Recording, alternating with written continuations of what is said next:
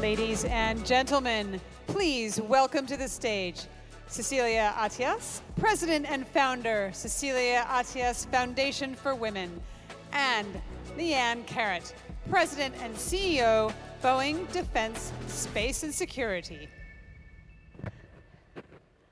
Hello, good afternoon. We're so happy to be here and to have this panel with you. So let me introduce you to my just newest friend, an amazing woman that I look up to, which is Leanne Caret. Welcome. Welcome to SII. In a few words, so Leanne is the CEO of Defense, Space and Security at Boeing. Leanne is a major force in global business and has been named one of Fortune's most powerful women 5 years in a row. I mean, that's something. I'm not going to look all over your bio because it's way too long. And it's impressive, so I'm impressed. But really, I would like to tell you that you're an inspiration, not only for women, but for all the generations and all the girls that are trying to make something of their lives. Well, that is very sweet of you. I would be so bold as to say you are the same, and it's just been an honor and a privilege to get to know you, and you are my new best friend. So I will go to the first question. As a female CEO of a major corporation, what leadership lessons have you learned as a result of the pandemic? You know, Cecilia, I think for all of us, we've gone through the pandemic. One of the most important things has been to understand what's going on with our employees, with our teams, with everyone around us. And for me, it was really about listening. You know, we always say that we listen, but how many times are you being asked a question and you're already preparing your response before that person's ever finished the question? Absolutely. It happens all the time, all right? the time. And then how many times have you been in a situation where somebody's explaining something that's happened to them, and then you inadvertently marginalize it by saying, oh, I know how that feels. This is what I went through. And so for me, the pandemic really cast a light on families who went through incredibly challenging times, businesses who were having to change the way in which they work. And the focus really became about recognizing we don't know what it's like to walk in anyone else's shoes, so let's make a conscious effort to listen and help have empathy. Absolutely. That's a very important word today, empathy. It is, because we don't all we think we have it, but we don't all actually have it. We have to learn how to spell it. You mentioned how women have been disproportionately impacted by the pandemic. I have some words. The gender poverty gap will worsen by 2030. 47 million women and girls are pushed into poverty due to COVID-19. Those words are so frightening. I mean, what can we do to help them in their day-to-day lives, to have a life, to continue their job, to find a job if they lost it? What can we do? How can we manage that? And it's not just in any one location. This is a global realization. McKinsey just recently did a study that reaffirmed it. And not only have women been more disproportionately impacted by the pandemic, they're also feeling more burnt out as a result of it. So on top of having to make some hard choices for their families, they're also stressing about what about their future? What about all of the efforts that have gone on to date? Are they stepping back? Are they going to lose ground? From a corporation perspective, it's all about our talent. It is all about creating an environment where there is equity, where people can be whatever they achieve, whatever they dream to achieve. And for us as a corporation, one of the realizations that came for us is that women were having to make more family choices than men were. But we're not discounting the experiences that men were having. So we looked at reestablishing and firming up and actually building upon policies with regard to tutoring. I mean, think about all of the That was my question. Totally. How can we help those women to continue to have a life and continue their career? That's right. We need the companies as big as yours to help them to find their way to continue to have. I always say that women have 3 lives. They're a wife, they're a mother, and they have their career. Right. So we have to help them to realize and to bloom in those lives they have. And from a corporate standpoint, to your point, for the wife, the mother, the caregiver, how are we helping the kids with schooling? What can we do there? What are we doing in terms of having childcare available or having a network where people can get access to it? And elder care, because many of our ladies are at a time in their careers where they are actually dealing with both aging parents as well as with children.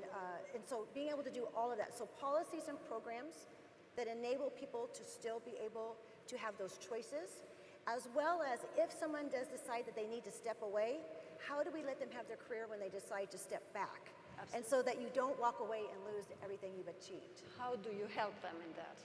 We actually have set up programs so folks can get recognition for the time that they've already done. And then we work with individuals on how much time they think they need to be away and what we can do in terms of helping them position themselves smartly when they come back. And because we're a global company, it's different depending on where you live. So the US, there's a set of policies. You know, every nation, we handle it in accordance with those local laws. Fantastic. And then I'm going to talk a little bit about inclusion. Seeing as today's session is titled Women's Empowerment in the New Age of Inclusion, what does inclusion mean to you and how you do practice inclusive leadership? You know, I have always found it, and I would imagine others have found it ironic that we talk about diversity and think that is the equalizer. The reality is diversity without inclusion is actually meaningless because it really is all about letting people have their voices. I remember early in my career, and Cecilia, I would bet you had similar experiences where you came into a room and someone, in my case, said, don't sit at the table. You know, that's not for you. But the position I held warranted that I sat at the table. So I did. Well, what I saw years later is I'd walk into a room as the leader in the room, and I would see people sitting on the side of the room that should be sitting at the table. And I said, why aren't you sitting at the table? And they'd share, well, we're not supposed to. I said, everybody sits at the table. And that is about inclusion. It's about bringing forward the quiet voices. It's about bringing together those who express different perspectives. But it's about making purposeful decisions every day. And as a leader, you have the opportunity to create that inclusive workforce. That's why we need more women leaders around the globe, because they're making the difference. Why? Because they know exactly what inclusion means, and they can change inside their companies what they're doing. Yes, I see you smiling. That's exactly what you're doing, right? We all have the ability to lead, and I think what we all have to recognize is that as leaders, we cast an immense shadow. We can make or break someone's day with a glare, a wink of the eye, a smile, a frown. How many people have reached out to someone and they don't even get a response? It takes incredible courage to reach out to a leader and ask a question. We have an obligation to create an environment where we answer and we respond in all cases. Absolutely, and I'm totally for inclusion, not for, I mean, I don't think we need to make a choice based on the gender. I mean, it's based on the quality, the skills, the capability, and the capability. Absolutely. Absolutely, and that needs to be understood. I mean, you hire a woman versus a man because she's better than him, not because she's a woman. That's, for me, not acceptable. I mean, the choice is on the capability and only, and that's inclusion. Totally. And as you know, 50% of the world's population is women. Women hold more bachelor degrees around the world than men do. And so you have to wonder why we're continuing to have this continued difficulty having women at some of the most senior roles regularly, and so that we don't have to have a conversation about it because it is just who we are as a global society. And you see a change in those past years? I totally see a change. I would even speak about my experiences here in the kingdom, where I have been coming for many, many years. My first visit more than a decade ago till today, it is completely different and so much more inclusive, and we all have a voice and we're part of the community. It is extremely satisfying, and it's extremely exciting to be here and now. And I think all of us have an opportunity to make a huge impact. And if not us, then who? And it's a turning point. I was speaking with a manager of a company here. He was telling me that he has 400 women employees in his company here in Saudi. That's right. It's amazing. It's fantastic. That is right. That means they're better than a man. And we are better now in some ways. And then how can individuals do more support women and girls? How can institutions help drive more awareness and consciousness in this area? You know, we've talked about a lot of the different elements, you know, understanding what's happening in the workforce, making certain that we have policies that support women in the workforce, but also we have to make certain that we don't forget that there is a constant pipeline that needs to be filled, and we need to nurture it, and we need to give opportunities and chances. And so really important for us is to make sure that we are continuing to create opportunities for women at all levels of the organization. And Cecilia, I'll tell you, I don't know if you feel the same way. You can talk about women progressing and working, but if you don't see someone that looks like you on an organization chart, you're going to doubt whether the organization really believes in it. Absolutely. And so this is about what we do today as much in order so that we can be even stronger tomorrow. I have the question that I have to ask you. What is the percentage of women in Boeing? In Boeing, we're sitting at 23%. That's great. So, but we are nowhere where we need to be. We have made some progress, but we would tell you we're not where we need to be. And one of the efforts we have ongoing, and we actually started it here in the Kingdom 5 years ago, is Boeing Women Inspiring Leadership. And we actually had changed the name from Boeing Women in Leadership to Inspiring Leadership, because not everybody has to have a certain title to be part of the community. But it is a global effort that we have. We have local chapters all around the world, and I am just thrilled to be the executive sponsor for it and see all of these amazing women and men, because it takes women and men to create this inclusive environment. Because you're fantastic. Well, bless your heart, you're fantastic. Okay. So, knowing that employment for women may not recover the pre-pandemic levels until 2024, 2 full years after a recovery.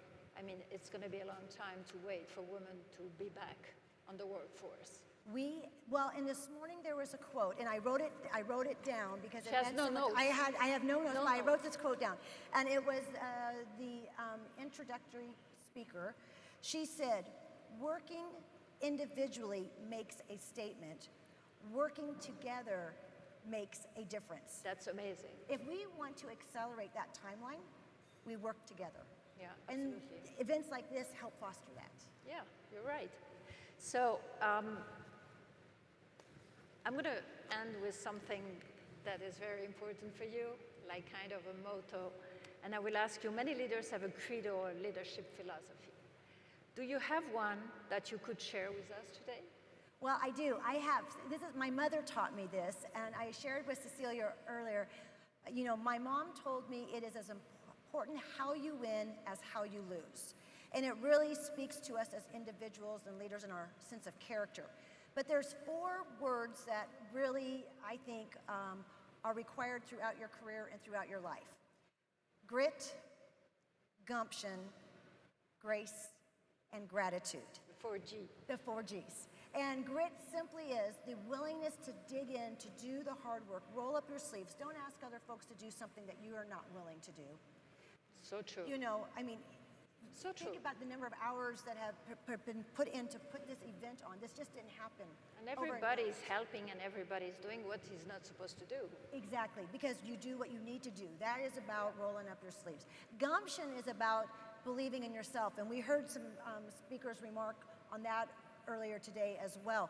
How important it is for us, each of us, but even most especially as women, that we do have that inner strength and that courage and that belief in ourselves to take the chances, because we don't want to opt out. Yeah, but that's also coming from education, don't you think? I think education plays hugely into this, absolutely. Yeah. Education is key in everything. It is absolutely key in everything. So the 3rd G? Grace. Great. Okay, no, the third. Yeah, third G is grace and then gratitude. So grace.